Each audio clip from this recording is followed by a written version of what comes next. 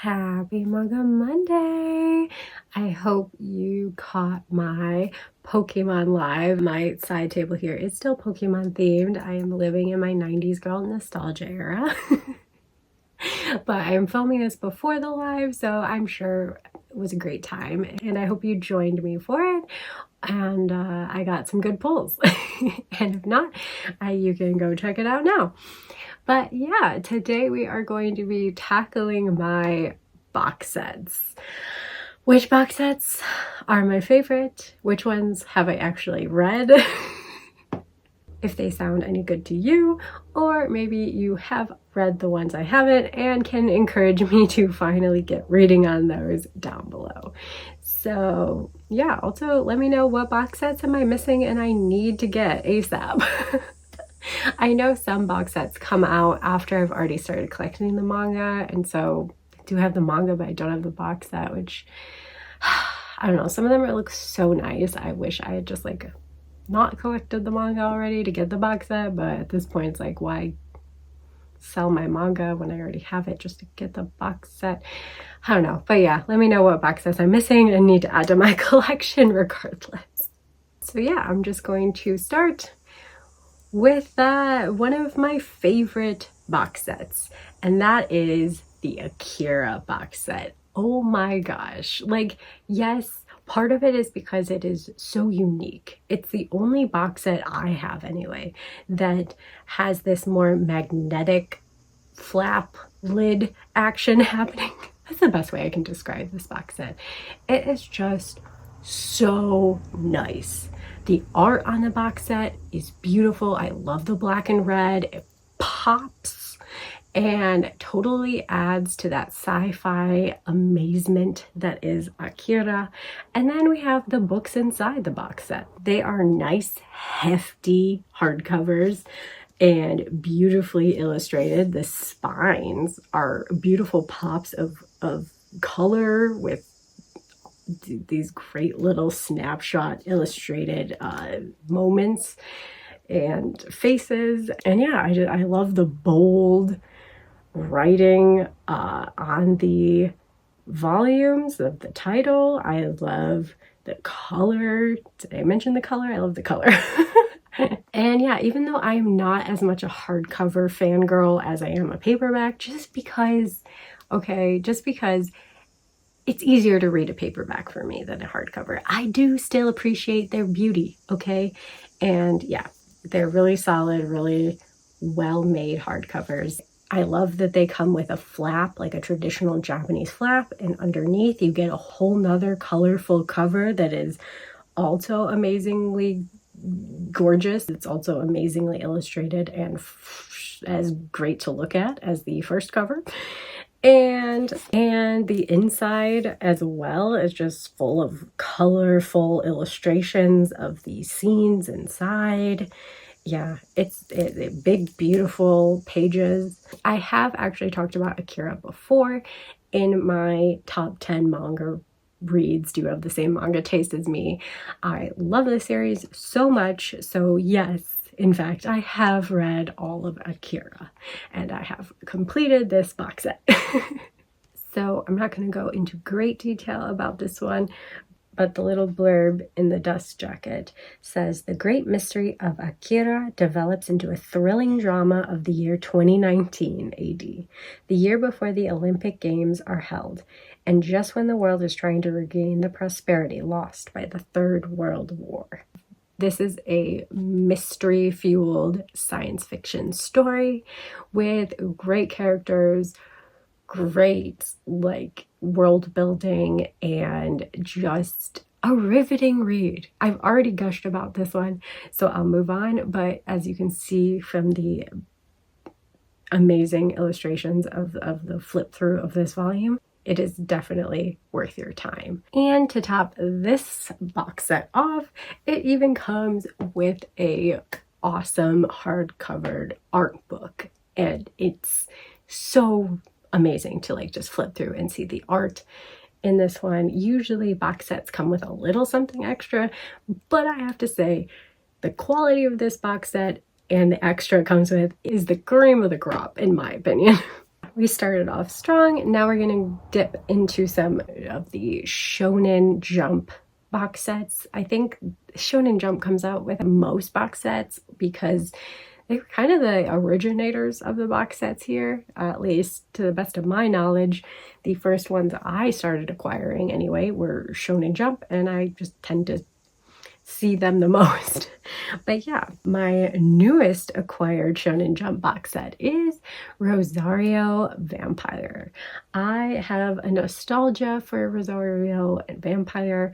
I watched the anime growing up, and I heard a lot of things about how the manga is so much better than the anime.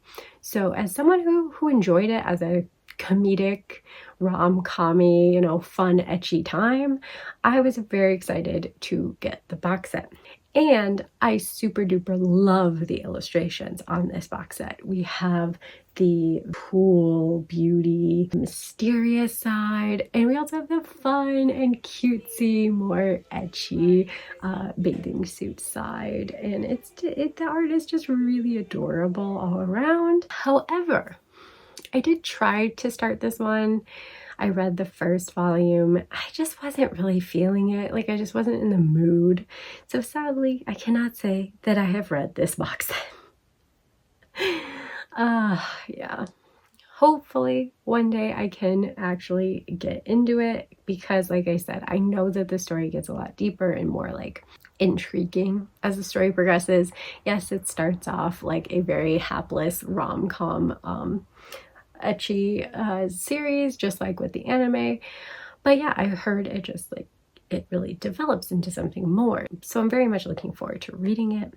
And I really love the art. It's very nostalgic, very early 2000s, and you can also see in the covers just alone that the art really develops and I wouldn't say improves necessarily, but becomes much more detailed and fleshed out more.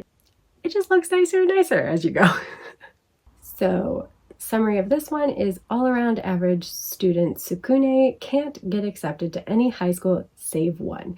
But on his first day of school, even after attracting the interest of one of the most beautiful girls on campus, he realizes he's made a grave mistake and that he's the only human at this school and is entirely surrounded by monsters, and that they detest humans. So will Tsukune be able to survive his high school experience?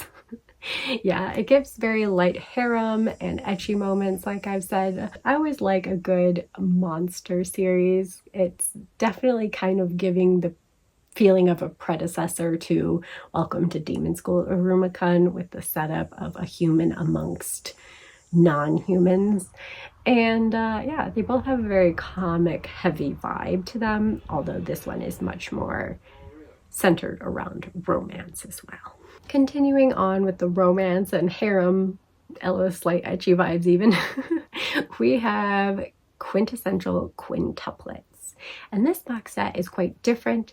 It's a more open box set, if you will. Different than the last two box sets, but of course I have quite a few of these as well. And it's just, yeah, simply open on one side. Doesn't close completely. I really love the art. And I have read all of QQ. I think it's quite cute. However, like with all harems, my issue with this is I only like who I like, and that if they don't end up with the guy at the end, it's kind of disappointment. But I do think this one's cute. I do think the sisters are cute, quintuplets. It's a weird concept, all the sisters being interested in their tutor, which is the premise of this one. They all kind of suck at school, these 5 sisters. And so their dad hires a tutor who just so happens to end up with them all being kind of obsessed with him. It's just, that's how life goes, I guess. At least in these mangas. But yeah, I mean, the art's cute. I absolutely love Itsuki. Her faces are hilarious. Absolutely the reason that I've kept this series. And of course that the box sets are very nice. But yeah, I wouldn't say it's my favorite romance series that I've read, but I have kept it for this long because of mainly Itsuki and the cute fluffy moments that it has with most of the girls. Like, I do like most of the girls. It's just a very rom-com-y harem setup, and it's cheesy, but it's not the worst. And that leads us to Revolutionary Girl Utena. And again, it's kind of a nothing box set in terms of like giving you new art or, you know, anything that's extra and fancy. But again, I got it because I was interested in the manga, and I loved the hardcover of these. These, I think, the star of the show are the hardcover editions inside the open book, inside the open box set. They are big, beautiful, and just the covers are so colorful and dynamic. And yes, the trade paperbacks were pretty, but these hardcovers are a step above, in my opinion. But maybe that's just because I never collected and loved the trade paperbacks and have no nostalgia for them. The box set is pretty simple, and on one side it has the summary for us, which is that once upon a time a little girl was rescued by a prince. That girl then grows up to be strong and courageous as she awaits his return. To defend a friend's honor, she challenges a brute to a duel and wins. She is then entrusted with the Sword of Dios and the Rose Bride, who is the key to finding her elusive prince. But this won't end like a fairy tale, because Utena has the power to revolutionize the world. So I did read this, actually. I read this year, and I did talk about it in my like everything I read for my challenge in February video. And I love magical girl stories. I love a kind of twist on a fairy tale, you know, a dark twist on it. You know, not everything's happily ever after. And I absolutely love the art. So saying those nice things about it, I will say I found the story pretty lacking. I know this is a nostalgic favorite for a lot of people, and I apologize, but I don't know. I think it suffers for me from just not connecting to many of the characters. They felt very stiff, very stylized, like they're more style over substance. It had its moments, but I think it needed the characters to really be, I don't know, dynamic and fun. And like with Sailor Moon, another classic magical girl story, I really started liking all the magical girls and getting into it, but this one I just couldn't. And again, I did have some nostalgia for Sailor Moon, so did that help when I read the manga? Probably. And I do appreciate this older series for trying and kind of disrupting gender norms and pushing boundaries, and I see that it was pretty ahead of its time in those areas. Like, if I had been older and read this as when it was published, then maybe I would have a lot more different things to say about it, because I can appreciate retrospectively that when this manga came out, it was unique. It was actually doing some different things. Just wasn't great story for me personally, in my opinion. However, I absolutely love this box set. Like I said, it's the hardcovers that I love, not really the slipcase itself. But the hardcovers are so beautiful, and a lot of the little bits do stick in my mind, so I wouldn't say it's a forgettable story at all. And for those reasons, I'm hanging on to it for now. I gotta say, like, I can't let it go. I can't unhaul it. I might never be able to, just because I do have a soft spot for the beautiful nature of these books, and for what it was doing, you know, the story it was telling, or attempting to tell. I think that's the best compliment I could give it. Well, that's about all for the romance. I think most of the other titles are all much more dark and not having a lot to do with romance. But yeah, we're jumping back now to the Shonen Jump box set, and this one is another really nice box set, Claymore. I cannot get over the art on the box set. I absolutely love this art. Blown up Claire looks amazing, like a badass, which she is. And yeah, I'm a sucker. I'm a sucker for it. And yeah, I really love Claymore. I don't hear a lot of people talk about this one. I really got into it after watching the anime as a kid. I do own the anime as well. And I just wish all of the series had been animated. Sadly, we only got one season, which is a small part of the series. And I have read this series, but it was like 15 years ago when I got the box set.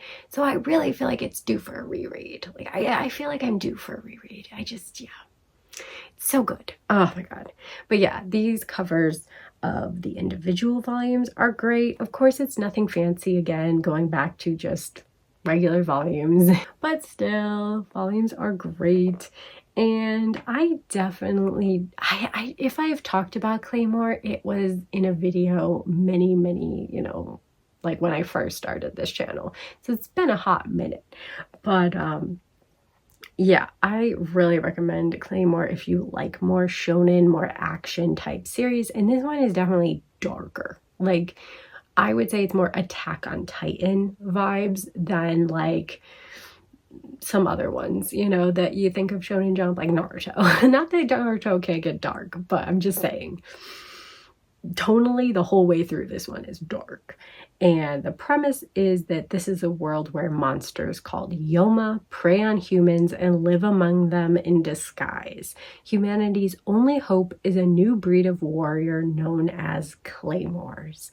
Half human, half monster, these silver-eyed slayers possess supernatural strength, but are condemned to fight their savage impulses or lose their humanity completely. So yeah, it's got the action, but it's also the grappling of the psyche of the Claymores and making sure that they stay alive, yes, but also that they can stave off the monster impulses and remain human. And it's that fight, that inner turmoil bidding, you know, for sanity. And it's very, yeah, tumultuous and a little psychological and dark. Like, I can't stress it enough. Gory and dark. But it's such a good ride. And yeah, when you get deeper into the story and more layers are peeled back and more mysteries unfold, like, it becomes even more of a deeply unsettling story. It's just, yeah, I don't know. It's such underrated shonen series in my opinion. But again, I need to reread it. It's been a minute, so I definitely like need to jump into this one again and reread it, refresh my brain. But from what I remember, it's a really good time. It's a really like intense but really interesting read. Moving on to a more typical shonen, I guess, we have the Fullmetal Alchemist box set. I love this box set as well. Probably gonna say this about all the box sets. I mean, the art on the box sets is one of the, you know, factors of why I pick them up. I love seeing the art on them. I love seeing the inside art. And again, we have the usual volumes. I know they've come out with some beautiful hardcover volumes as well, but I do still really love these trade paperback volumes. Like, they are so nostalgic to me. I never finished the manga until I got this box set, kind of like around the time I got Claymore 10-15 years ago. Anyway, I got them around the same time, and Fullmetal Alchemist, I got a deal on eBay. And I got it because I love the box set and I love the anime. I haven't watched Brotherhood, but I watched the original OG anime. And I also did read some of the volumes that my library had. So I had started the series, I just never finished the series. So when I got the box set, I read it all the way through. So yes, I have read Fullmetal Alchemist. It is also featured in my top 10 video. I really, really love this series. It's, you know, very much a shonen series. Like, Claymore was on the darker end of shonen, but this one's kind of that perfect blend of comedic moments, action moments, more depth to situations. But like a lot of them, it does go more serious as you go on. And even in the beginning, there's definitely dark implications and dark storylines. But yeah, this is a series about alchemy, the mystical power to alter the natural world, something between magic, art, and science. And when two brothers, Edward and Alphonse Elric, dabbled in this power to grant their dearest wish, one of them lost an arm and a leg, and the other became nothing but a soul locked into a body of living steel. Now Edward is an agent of the government, a slave of the military alchemical complex, using his unique powers to obey orders, even to kill. Except his powers aren't unique. The world has been ravaged by the abuse of alchemy, and in pursuit of the ultimate alchemical treasure, the Philosopher's Stone, their enemies are even more ruthless than they are. Yeah, so it's got a lot of layers. There's a lot of complexity, a lot of moving pieces, a lot of characters that we meet, and I'd say that most leave a really good lasting impression, even if they aren't there for the entire series. It's a large cast, but they're written really well, in my opinion. And the heart of this story is Elric and Alphonse. Their brotherly bond. They, you know, have great banter and comedic moments that help lighten up the series and let you breathe. But they also give you an emotional weight to the story and have truly like a lot of depth to their characters individually and their relationship, what they've gone through, what the world is going through, and getting to experience that from multiple perspectives. But yeah, this is a perfect shonen to me, perfect blend of the lighter moments and the darker moments. Next up, we have another Shonen Jump series with Death Note. Death Note's box is also pretty epic. It's a smaller box, but it's still got that classic Velcro Velcro closing method. I don't know what else to call it. But yeah, that it does slightly cheapen these box sets, but I still absolutely think they're great. And I love the style and flair of this one. Like, it's not just using the characters' faces, it's like giving you a definite like intense dark vibe in the box set through their artistic choices of illustrations used on it. And the volumes inside, again, trade paperbacks, but really beautifully illustrated. However, I have to admit, I've only read this one about halfway through. I've definitely mentioned it in a video. I don't remember what the video was called. I'll put it here if you want to check it out at some point. But I was sadly spoiled by my cousin. Yeah, I'm naming names. It still ticks me off to this day because I told her I was reading it and she dropped a bomb of what happens to a character that I was really enjoying. Needless to say, I didn't really want to read anymore after that. I just kind of lost the desire. But yeah, I'd say this box set is nice because it is smaller, because the series is shorter, so it's a more compact box set. It doesn't seem as towering and, you know, just kind of like, I don't know if I'd say lunchbox size, but more like a large purse. If it wasn't full of books, I could just see myself carrying it around. But yeah, it's another nice box set. I really do like it. I like the little extra compartment for the how to read volume at the end. Just a little extra something in the design. But yeah, Death Note is another dark shonen series, and much more psychological and dark fantasy driven. And we are following Light Yagami, an ace student with great prospects who is bored out of his mind. But that all changes when he finds the Death Note, a notebook dropped by a rogue Shinigami, death god, and any human whose name is written in the notebook dies. And now Light has vowed to use the power of the Death Note to rid the world of evil. But when criminals begin dropping dead, the authorities send the legendary detective L to track down the killer. With L hot on his heels, will Light lose sight of his noble goal or his life? This one is definitely interesting because of that psychological aspect of someone living a regular, ordinary life suddenly being handed this insane power at the tip of his fingers. Like, literally just can write a name down in the Death Note and it kills somebody. Like, that's insane power to give to a high school student. And of course, Light, being very intelligent, has a warped sense of morality, and that's very interesting. And then there's the cat and mouse detective thing going on between him and Elle. So I really did like the setup of this one. I cannot get past what I was spoiled with. I do go into it in that video, but I think if you know the story, you know probably what I got spoiled with. So I obviously don't want to spoil it for other people. If you do want to, check out this series, I encourage it. I've recently read there's other series, this mangaka series Platinum End, and though people really don't seem to like it, I enjoyed it. I thought it was also a very interesting psychological look at these people who are gifted these extraordinary powers. This mangaka definitely has an interest in in a theme, and it shows. But yeah, I really liked it, and since I wasn't spoiled on anything with it, I could enjoy the ride.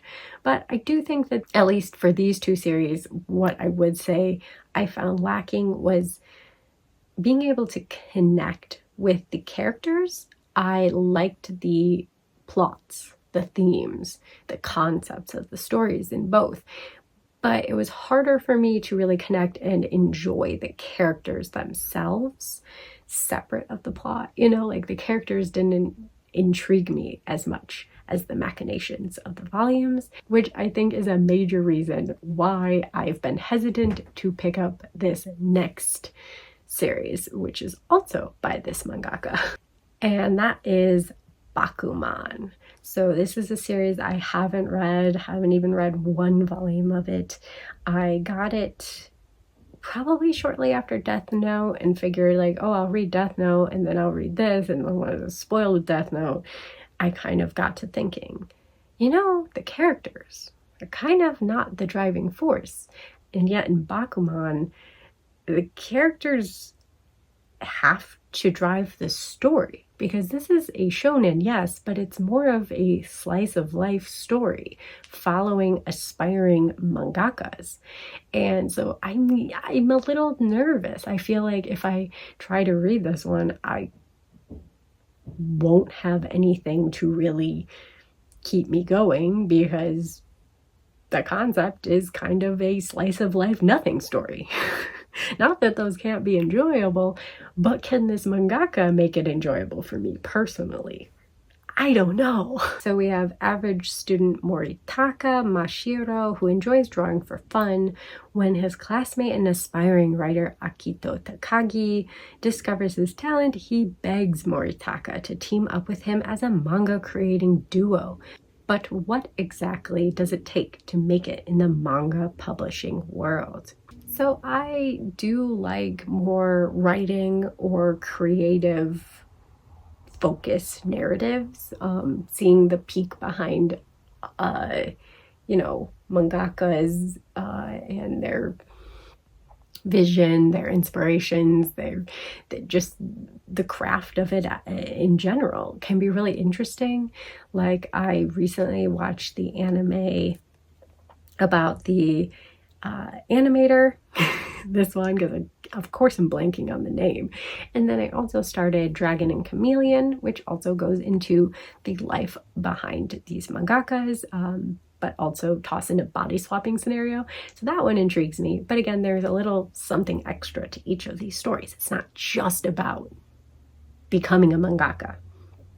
And yeah, so those two reasons got me kind of nervous to try this one, to be honest with you. I already have the box set, so I should give it a go at least, right? But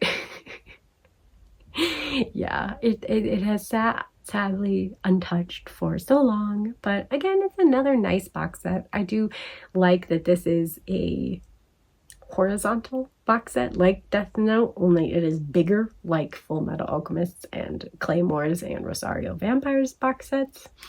So it's slightly different, but still got that Velcro touch. This is probably the plainest box set art-wise, but again, there's nothing dynamic going on in the story, so why would the box set be dynamic, I guess? But, you know, if you have read Bakuman and you really, really loved it, let me know, you know, maybe give me some highlights or something to chew on to maybe excite me to get into this one, because I need a little baby push. I need a little baby push on that. After that, we have Ghost in the Shell. I absolutely love the sci-fi vibes.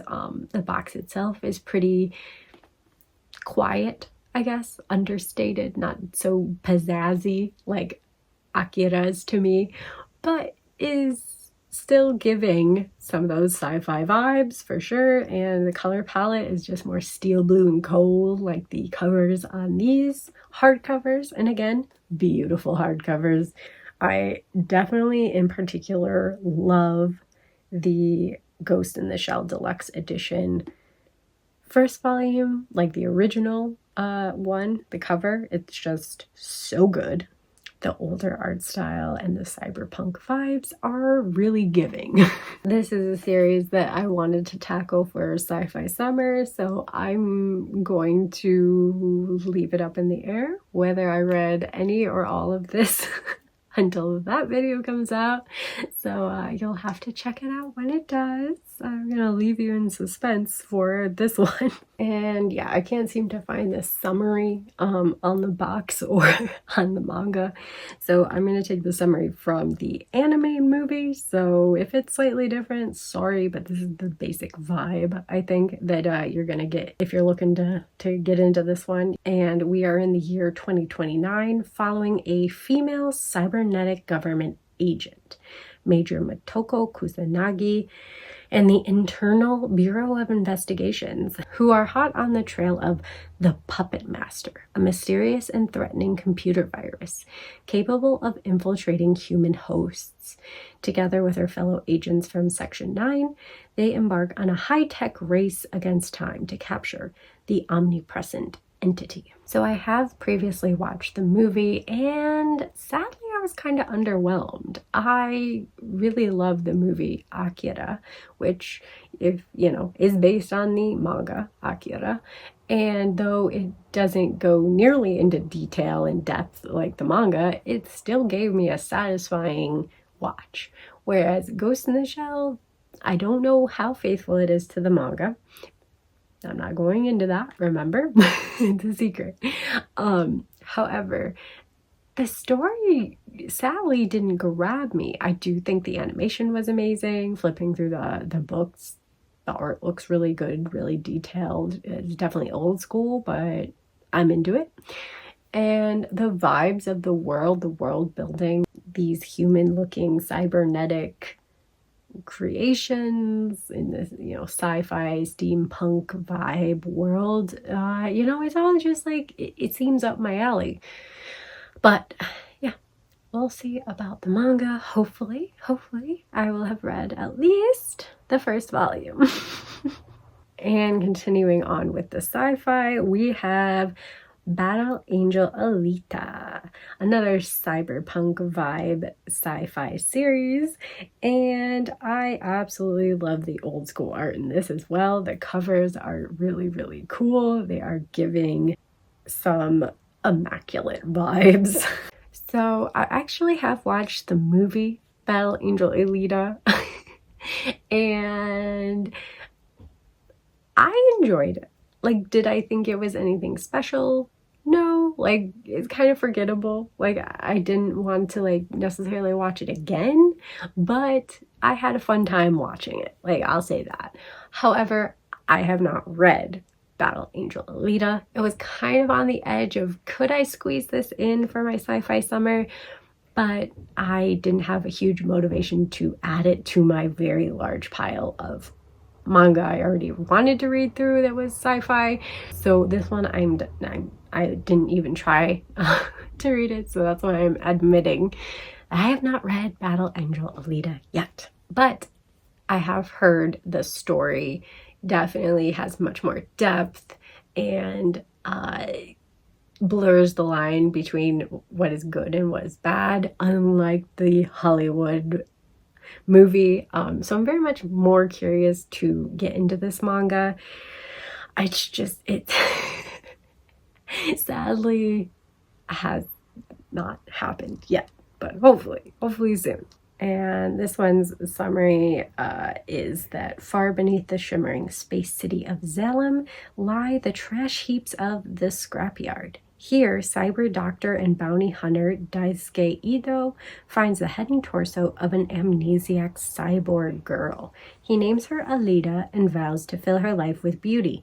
But in a moment of desperation, a fragment of Alita's mysterious past awakens in her.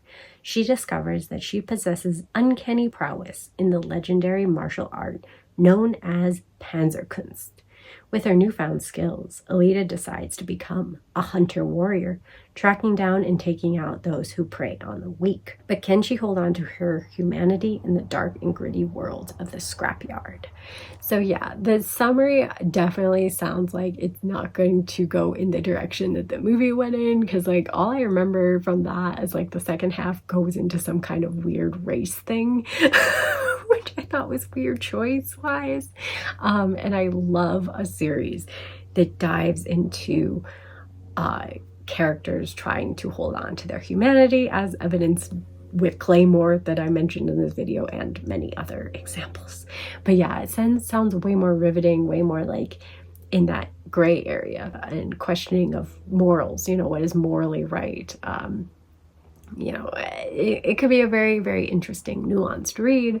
So yeah, I'm excited to read Battle Angel Alita. I will say its box set, wasn't anything special to me. I mostly just wanted to get the series because I do think it sounded interesting and do want to read it. Just haven't yet. But yeah, I'd say these last two box sets are kind of on the boring end. But yeah, those were all of my box sets that I currently have in my collection right now, I believe, unless I missed any. Because I almost missed Akira, which is crazy. I forgot to grab it, almost. But yeah, let me know which ones have you read, which ones are you excited to check out maybe now that you've seen the box sets up close and heard a little bit more about them, and which box sets, like I said in the beginning, do I not have and that I should add to my collection. I see so many pretty ones out there and I really am tempted by a lot of them. So we'll see which ones I end up getting in the future. And yeah, thanks so much for watching. If you haven't yet, go check out my last Monday's haul video and see all the fun new pickups I have gotten recently. And until next time, bye!